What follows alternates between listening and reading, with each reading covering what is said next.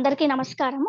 నేను ఆశ్రయిత ఎస్ట్రాలజర్‌ని. ఇప్పుడు మనతో పాటు ఆర్‌బి సుధా గారు ఎస్ట్రాలజర్ ఉన్నారండి. శని రిట్రోగ్రేట్ అయి ఉన్నారు కదా! వాటి ద్వాదశ రాశి ఫలితాలు ఒకసారి తెలుసుకుందాము. మేడం, ఒకసారి ద్వాదశ రాశి ఫలితాలు శని రిట్రోగ్రేట్ అయినందుకు ఒకసారి చెప్తారా? మేషం తప్పక. నుంచి మీనం వరకు. తప్పక మాట్లాడదాం. ఫస్ట్ అందరికీ తెలిసిన విషయం ఏంటంటే, మనం ఎప్పుడు మేషంతో మొదలెడతాము. మేషరాశి అధిపతి అందరికీ తెలిసిన ఒక విషయం ఎవరు? కుజుడు. నీకు కూడా తెలుసు అది. ఓకే. అవును మనం మేడం. మనం మాట్లాడే ఫలితాలు ఏంటంటే, శని రెట్రోగ్రేడ్ అవుతుంది గనక అయింది ఆల్రెడీ జూన్ 17థ్. సో, అది ఎప్పటి నుంచి ఎప్పటి వరకు అంటే జూన్ 17థ్ నుంచి నవంబర్ 4th వరకు ఉంది. ఆల్మోస్ట్ మనకి 140 డేస్ రెట్రోగ్రేడ్ లో ఉంటుందన్నమాట. సో, ఫస్ట్ రెట్రోగ్రేడ్ అంటే ఏంటి అని ఫస్ట్ తెలుసుకుందాము. దాని తర్వాత మన రాశి ఫలితాలకు వెళ్దాము. అలాగే మన రెమెడియల్ మెషర్స్ కూడా ఏమేమి చేయాలి అనేది మాట్లాడుకుందాం. ఓకేనా? మనకి శని రిట్రోగ్రేడ్ అంటే ఏంటి అంటే, మనకి తెలిసిన ఒక విషయం ఏంటంటే, ఈ జనవరి 2023లో శని ఏమో కుంభరాశికి వచ్చాడు. అంటే కుంభ శని ఉన్నాడు. అంటే మూల త్రికోణం బోల్డ్ అంతా ఇచ్చే శని అన్న అతను ఏంటంటే మనకి ఫిలాసఫికల్ ప్లానెట్ అని అందరికీ తెలుసు. కానీ కర్మ అయినా సరే, మనకి ఆయువు అయినా సరే, ఒక పని మనకి జరగాలనే సరే మనకి శనీశ్వరు కాళ్ళు పట్టుకోవాల్సిందే. అందరికీ ఫస్ట్ మనం చెప్పేది అదే అన్నమాట. అందుకని శనికి ఈశ్వరుడు అనే పొజిషన్ కూడా మనం ఇచ్చాం అన్నమాట. శనీశ్వరుడు అంటాం అన్నమాట. అంటే అది ఆహా! న్యాయ ఓకే. దేవత యాక్చువల్ గాను. చూసావంటే నువ్వు తులా రాశిలోనే అతను ఏంటంటే ఉచ్చానికి వస్తాడు. మేష రాశిలో మనకి డెబిలిటేషన్ ఉంటారన్నమాట, నీచం అవుతారు. సో అలాగే నువ్వు చూసావంటే ఓకే. ఇప్పుడు తులా రాశి సింబల్ ఏంటి? తరాసు. తరాసు అంటే ఏంటి? న్యాయం. అంటే సమంగా ఉండాలి. ఏంటంటే పారపక్షం ఉండకూడదు. అందరికీ ఒకే న్యాయం ఉండాలి అన్న ఒక పద్ధతి అన్నమాట. అందుకనే నువ్వు చూసావంటే కూడా మనకి శనికి ఎప్పుడు మన నల్ల రంగు ఎక్కువ చెప్తూ ఉంటాం. న్యాయం చేసే వాళ్ళు కానీ, జడ్జెస్ కానీ, లేకపోతే లెట్స్ సే లాయర్స్ గాని, వాళ్ళందరూ కూడా మనం బ్లాకే ఇస్తాం ఎక్కువ. అండ్ న్యాయ దేవత అవును. కళ్ళు కూడా బ్లాక్ గుడ్డతోనే కప్పుతారు చూసావంటే. సో అదేంటంటే ఫస్ట్ న్యాయానికి ప్రతీతి శని అన్నమాట. అందుకని ఫస్ట్ ఏంటంటే ఎవరు భయపడవలసిన అవసరం ఏం లేదు. ఏ రాశి వాళ్ళైనా భయపడవలసిన అవసరం లేదు. మనకు ఒక ఈవెంట్ జరుగుతోంది. అంటే ఏంటంటే ఇప్పుడు సంచారం అవుతోంది, ప్లానెట్ సంచారాలు అవుతున్నాయి అన్నప్పుడు కొన్ని రాశులకి బాగుంటుంది, కొన్ని రాశులకి బాగుండదు. అది బ్యాలెన్సింగ్ యాక్ట్ అన్నమాట. కానీ నేను ఇందాక చెప్పినట్టు శని అన్న అతను ఒక ఫిలాసఫికల్ ప్లానెట్. అంటే ఏంటంటే లైఫ్ అంటే ఏంటని నేర్పుతాడు. అంటే ఏంటి?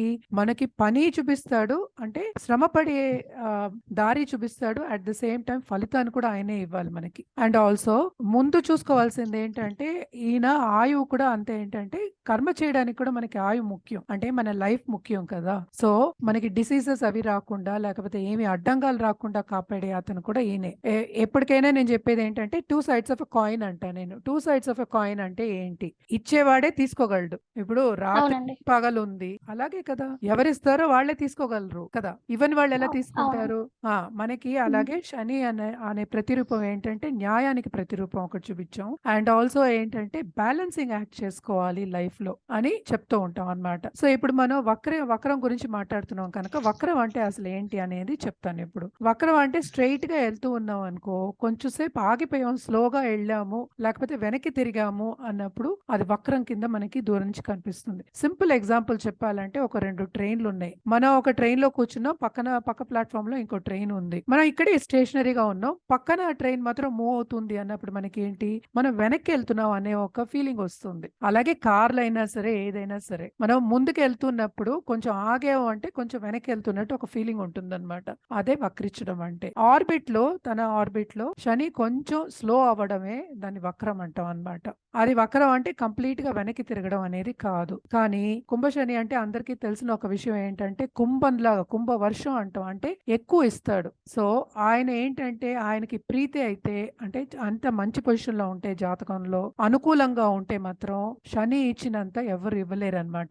అందుకనే మనం శనీశ్వరుడిని అంత ఈశ్వరుడు అనే ఒక పొజిషన్ ఇచ్చాం, అంత ఎలివేషన్ కి తీసుకొచ్చాం అనమాట. నాట్ ఓన్లీ దాట్, ఇప్పుడు ఏంటంటే కొంతమంది జాతకంలో మామూలుగానే వక్రించుంటారు. అలాంటి వాళ్ళు పెద్ద భయపడవలసిన అవసరం ఏం లేదనమాట.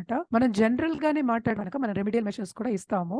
ఇప్పుడు శని వక్రించింది ఏంటంటే మనకి ఏమేమి సంచారం అవుతోంది కనుక ఏమేమి రాశులు అసలే ఫలిస్తాయి, ఏమేమి రాశులు కొంచెం ప్రతికూల పరిస్థితి ఉంటుంది అనేది మాట్లాడదాము.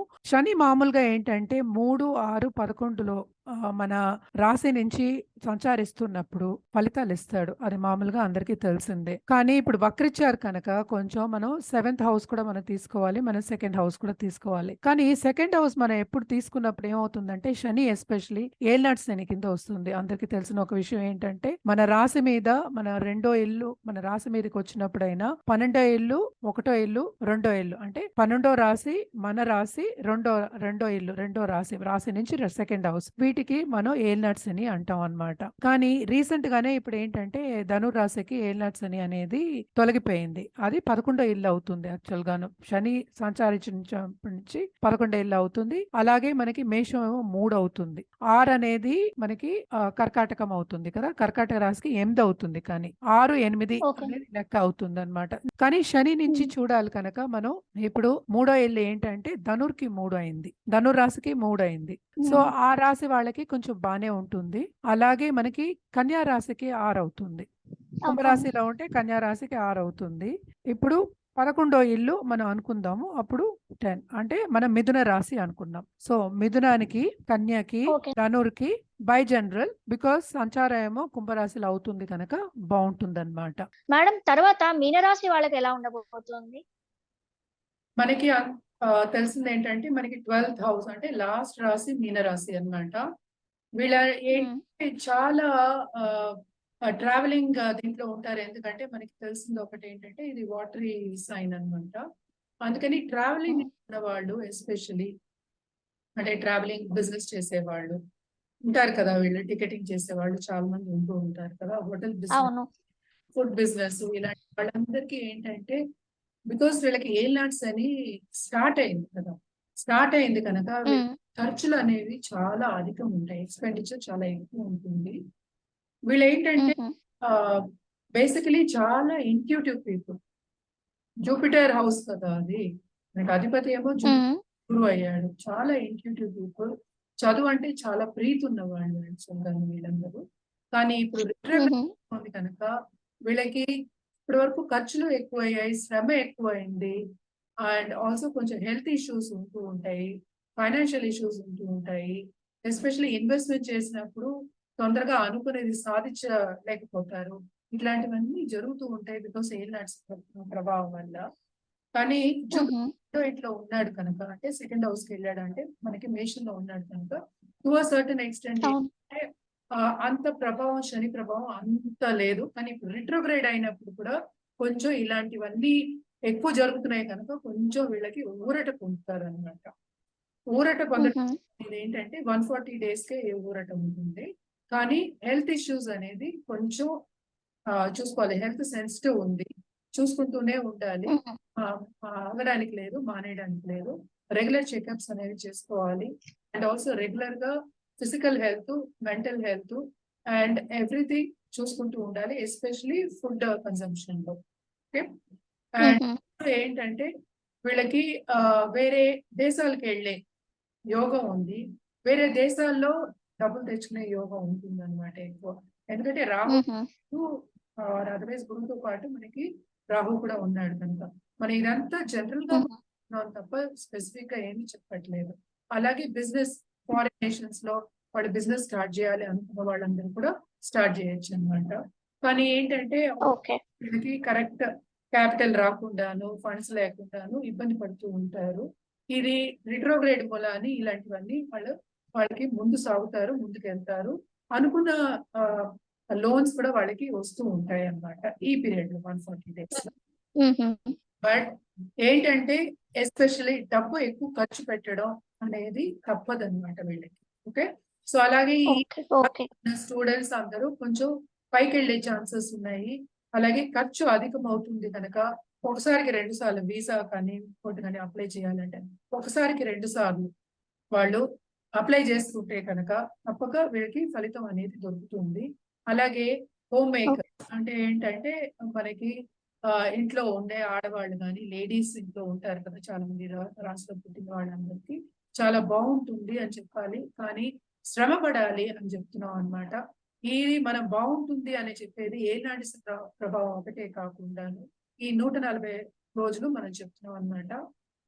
యాక్చువల్ గా ఉన్న పొజిషన్ అలాగే ఉంది. ముందు నేను చెప్పినట్టు కొంచెం ఇబ్బంది పడవలసిన పొజిషనే. దాంట్లో కొంచెం ఊరట దొరుకుతుంది, అందుకనే బాగుంటుంది అని చెప్తున్నాను తప్ప ఏలినాటి శని ప్రభావం మనకి పెద్దగా ఏమీ తగ్గదన్నమాట. సో ఇవన్నిటికీ ప్రిపేర్ అయి ఉండాలి. అంటే ఏంటంటే మనం నేను ముందు నుంచి చెప్పేది ఏంటంటే కొంచెం స్టెప్ బ్యాక్. అంటే ఏంటి, మనం ఏదో ఒక పనిలో దూసుకెళ్ళిపోతూ ఉన్నప్పుడు కొంచెం వెనక్కి తిరిగి చూసి కొంచెం కామ్ గా ఉండి చూసుకున్నప్పుడు మనం ఇంకా ఏం చేయాలి అనేది తెలుస్తుంది అనమాట.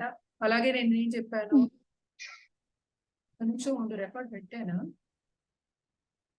పెట్టారు మ్యామ్, ఆ, పెట్టారు, నాకు ఇక్కడ కనిపిస్తుంది. అదే. సో అందులో ఊరట దొరుకుతుంది అనమాట వాళ్ళకి. నేను ఇందాక టైం చెప్పినట్టు కూడాను, మనం ఎప్పుడైనా కొంచెం టైం ఇచ్చినప్పుడే మనం పైకి వచ్చే ఛాన్సెస్ కనిపిస్తాయి. దానికి ఎగ్జాంపుల్ కూడా చెప్తాను. బ్రెడ్ చేసినప్పుడు మనం డో కలుపుతాము, అది రెస్ట్ ఇచ్చినప్పుడే పొంగుతుంది. పొంగడం అంటే ఏంటంటే పైకి లేస్తుంది కదా. సో ఆ రెస్ట్ ఇంపార్టెంట్, రిక్రియేషన్ అనేది very important. And especially financial issues రాకుండా చూసుకోవడం అనేది, జాగ్రత్త పడడం అనేది మంచిది. కొత్త ఇన్వెస్ట్మెంట్స్ పెట్టద్దు, బిజినెస్ స్టార్ట్ చేయొద్దు అని చెప్తున్నాం. ఫారిన్ లో బాగా అలసట, ఊరట కలగడం అనేది సహజం. బంధుమిత్రుల కలయిక ఉంది, మంచి పనులకి ట్రావెల్ చేయడం అనేది ఉంటుంది. అలాగే మనకి ఏంటంటే శ్రమ కూడా కలుగుతుంది కదా కొంచెం. అందుకనే పర్సనల్ డెవలప్మెంట్ మీద ధ్యాస పెట్టండి, ఎస్పెషల్లీ బ్రీతింగ్ ఎక్సర్సైజెస్. మీరు ఏ పరిహారాలు చేసుకోవాలంటారు? ఇది మామూలుగా మనం ఎప్పుడు ఏలినాటి సరిగ్గా చెప్పేది ఏంటంటే, మనం దానం ఇవ్వాలని చెప్తాం. నల్ల నువ్వులు, నల్లగుడ్డ, ఒక మేకు, ఒక నల్ల గొడుగు కూడా ఇవ్వచ్చు. అండ్ ఆల్సో ఏంటంటే రావి చెట్టు కింద మనం మస్టర్డ్ ఆయిల్ అంటే ఏంటంటే ఆవ నూనెతోటి దీపం పెట్టుకోవచ్చు, లేకపోతే రావి చెట్టుకి నీళ్లు పోయొచ్చు. ఎవ్రీడే, ప్రతి సాటర్డే అని కాకుండా దానం మాత్రం సాటర్డే చేయాలి. అలాగే ఒక ఆవుకి మనం మంచి గడ్డి కానీ లేకపోతే అరటిపళ్ళు కానీ తినిపించు, మంచిదన్నమాట సాటర్డే. అండ్ ఆల్సో వీళ్ళకి ఏంటంటే ఒకటేమో వినాయకుడికి చేయాలి ట్యూస్డే. ఎందుకని అంటే హెల్త్ అనేది సెన్సిటివ్ అనిపిస్తుంది, అది తప్పక చేయాలి. ఏదో ఒకటి అష్టోత్తరం కానీ, లేకపోతే గణపతి పూజ కానీ, లేకపోతే గణపతికి దండం పెట్టి విఘ్నాలు రాకుండా కూడా కాపాడడానికి గణపతి కాళ్ళు పట్టుకోవాలి. సాటర్డే చేయాలి. అలాగే జెమ్ స్టోన్స్ కూడా మంచివి వీళ్ళకి ఇవ్వచ్చు, కానీ జాతకం పరిశీలించిన తర్వాత ఇవ్వడం అనేది మంచిదన్నమాట. ఎందుకంటే జాతకం పరిశీలించిన తర్వాత ఎవరి జాతకం వాళ్ళది కదా, వాళ్ళని పరిశీలించినప్పుడు మనకి ఇక్కడ ఏం పొజిషన్లు ఏమున్నాయి, ఏం ఇవ్వచ్చు, ఎలా వీళ్ళని పైకి తీసుకురావాలి అన్న ఒక ఉద్దేశంతో మనం ఇస్తాము. కానీ జనరల్ గా మనం అంటే మీనరాశికి అధిపతి ఏమో గురుడు కనుక మనం ఏం చెప్తాం అంటే పుష్యరాగాలు చెప్పుకుంటాం అన్నమాట. Okay, cut. అంతే కదా, ఇంకేదైనా ఉందా? ఎస్ మ్యామ్, నో మ్యామ్, నువ్వు ఇంకేందో కావాలా నీకు?